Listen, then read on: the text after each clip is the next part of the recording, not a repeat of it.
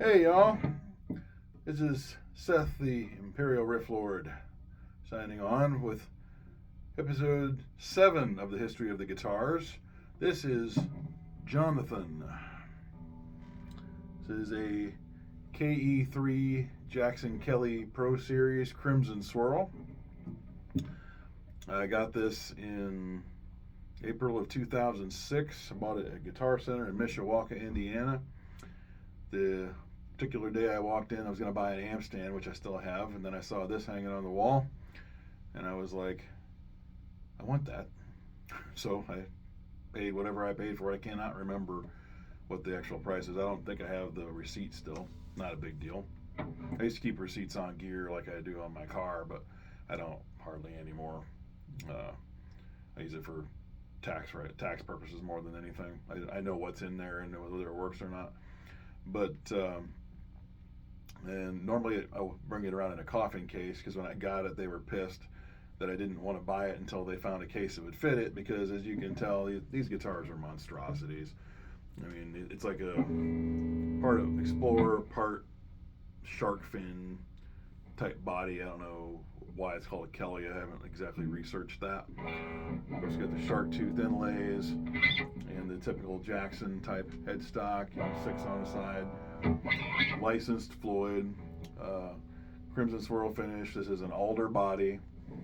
You got the back here, bolt on neck, maple neck, rosewood fretboard, and you got the back here. Nothing. Pretty bare bones guitar actually. And then just got a single volume, no tone, master volume, 3-way switch, neck, middle, and bridge. And then you've got the Floyd. The guitar is entirely stock except for the pickup rings, which I changed out last year. And then the pickups, I just recently changed those because they just weren't doing it. They were those hideous Duncan designed. They were based on the Invaders, really hot, but they have those tacky, gigantic pole pieces that stick up this far off the top of the pickup, and just didn't care for them. So I bought a set of these. This is a vintage Ibanez Super 70. I bought a pair of them off Craigslist last year or the year before, and one of them didn't work. And I put them in another Jackson. I put this one in it. And then this is a DiMarzio Saturate. It's a very hot Alnico 8 magnet. That's the newest Joe Satriani signature DiMarzio pickup. And I actually took them out of the other Jackson that I traded to get this back because I sold this to my cousin in 2012 because I was living with her at the time, and I came across an Ibanez JPM that a friend had for sale, and I wasn't paying a whole lot of rent at the time. I didn't want to look an ass for just outright buying a guitar. So she bought this from me, and I ended up only paying $200 out of pocket for the JPM, which was, I practically stole the damn thing. Thank you, brother Adnan, but it's my favorite guitar. It'll be in a future episode. It's the rarest, most valuable thing that I own. It's also my favorite guitar. But so I didn't have possession of this guitar for about good 10, 11 years. And my cousin was like, you want to trade back? Because I upgraded the other Jackson. It was the one in the previous episode 3 or 4, the black one with all the stickers on it and the gold pickup rings. I traded that back to her and then asked her if it was okay if we could swap pickups like a couple weeks ago. But I'm glad to have this one back. It's a very cool guitar. It's very unique. It's a little weird getting used to playing standing up because it's neck heavy. But it's definitely got some history, and let me get into that now. So, previous to this, it had just had this cheapo, totally black plastic pickup rings, tacky. And I had these changed specifically because I was in this joke of a band last year called King's Executioner. That's as far as I'm going to go with the description, but very gothic, medieval type of stuff. And this, I mean, it looks like a weapon, you know, and I have a V as well. So I had both of them tricked out, and I was going to use them as my main guitars for that band that fortunately never got anywhere because it would have been embarrassing to play live with them. I'll just say that much. But I've had this guitar. Well, I played it in my first and only original band where I played my own music, Unlawful Acts, in June of 2007. Played on my very first song that I ever wrote live. It was called Angel of Death, and then for the rest of the set I used my LTD EC1000 because this one ran out of adjustment on the bridge and it was out of tune completely. I didn't have time to unlock the net and all that, so I'd use my other guitar for the rest of the set. And I played it primarily as my main guitar in that band. We only did 6 gigs from June of 07 through February of 08. Never recorded anything properly. I am actually currently, it's a slow going thing, but I'm writing a metal record with Eric. What's up, brother? The singer from that band. And besides that, I didn't use it on a whole lot of anything. This was one of my GIT guitars also when I was a student out here in Hollywood.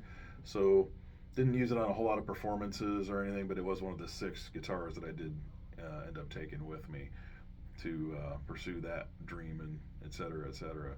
I don't remember using it on too many things, largely because it's strictly a metal guitar. I mean, it has a nice tone, but I mean, it sounds good on clean stuff too, but it's generally not the kind of guitar you use on that. And then I can't think of too many things I used it on besides the Unlawful Acts. I used it at a few rehearsals with KE, the joke band from last year. You can barely call it a band. And plan on using it if I have any kind of, like if I have to play Megadeth or just any kind of metal where I've got it, you know, have it match the look of the style, and this is definitely a winner. The worst part about the guitar for me is this bridge. It's a licensed Floyd. That's what it's supposed to, but it's not a great one. Stays in tune fairly well, but even the trim cavity is not very deep, so you can't pull the bar up very far.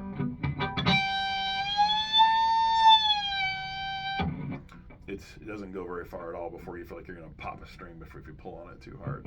So it's a little stiff, but it does float. That's the bridge pickup. With this, it's through an Ignator tweaker, same amp I used when I did Steiger last time. That's the bridge. Here's the middle, and then the neck. So overall, this really nice, bare bones, straight up kind of tone, and it's nice having just the one volume because I almost never use the tone knob on the guitars that I have that have them anyway. Just no frills, just a really good sound.